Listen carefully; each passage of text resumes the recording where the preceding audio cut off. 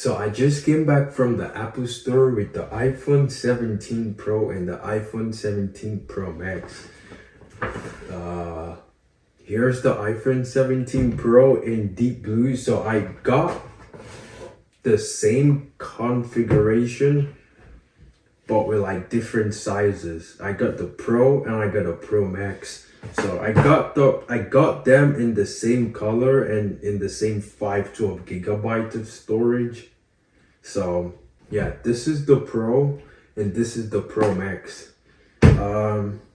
Looking at the box itself, like the box on the Pro looks huge, right? The box looks huge. It looks like a Pro Max device, right? But this is the Pro, and the Pro Max looks super huge. It looks like an ultra sized device, right? Just charging. If the phone looks this way, if this is the way the phone, if this is the actual size of the phone, then holy smokes, bro. These are some huge phones, bro. But this is the Pro Max in 512 gigabyte, and this is the Pro.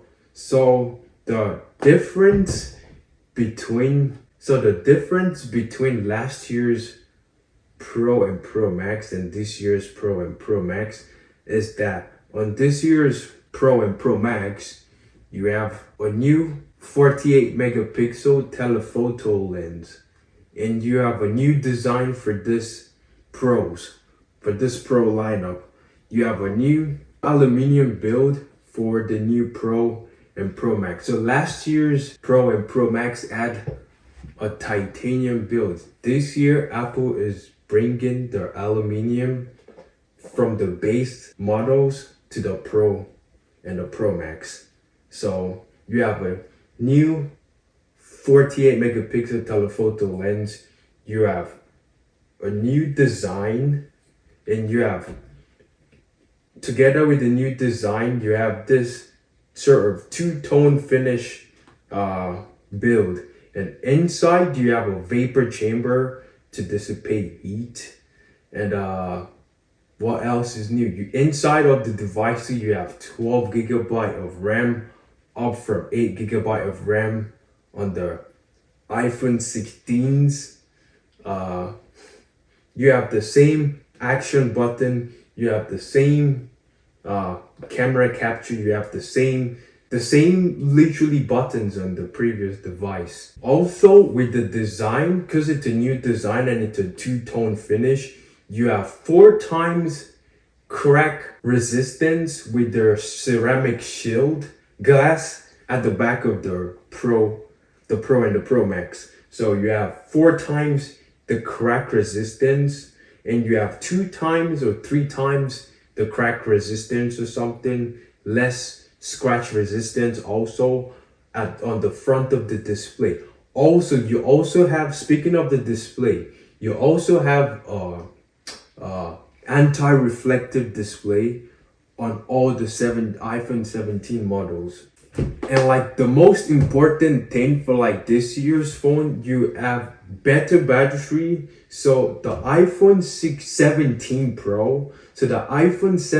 Pro is rated the same capacity in terms of hours as the iPhone 16 Pro Max. So the iPhone 16 Pro Max is rated for 33 hours. The iPhone 17 Pro in a smaller 6.3 inches display size is rated for the same 33 hours, which is insane. Like it's like less the size and it has the same amount of battery. Like that is just mind blowing. And for the Pro Max, you have it's rated for 39 hours. So that is like significant in comparison to the Pro Max from last year's.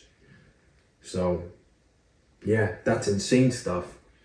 Speaking of the camera, so the front facing camera is a 18 megapixel camera that has this new feature where the lenses are square and it can like take pictures by itself without needing to, where you can take picture without needing to turn the phone in a landscape mode. You could hold the phone in a portrait mode and capture more people and capture more information in your background, because it has a thing called center stage photo or something.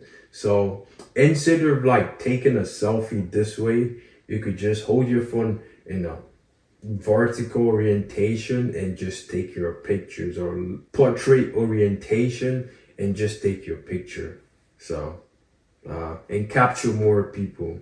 Another thing, so the all the iPhone 17 series devices also include fast charging capabilities.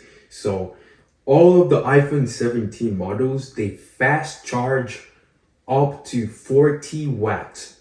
So you get 40-watt fast charging, and that gives you 50% charge in 20 minutes, which is not a lot, but it's an upgrade compared to what you would get with the iPhone, the previous iPhones, like last year's 16, right? You would get 50% in 30 minutes. This year, Apple is improving the charging speed on the iPhone and giving us 40-watt fast charging, which leads to 50% charge in 20 minutes, which is really good.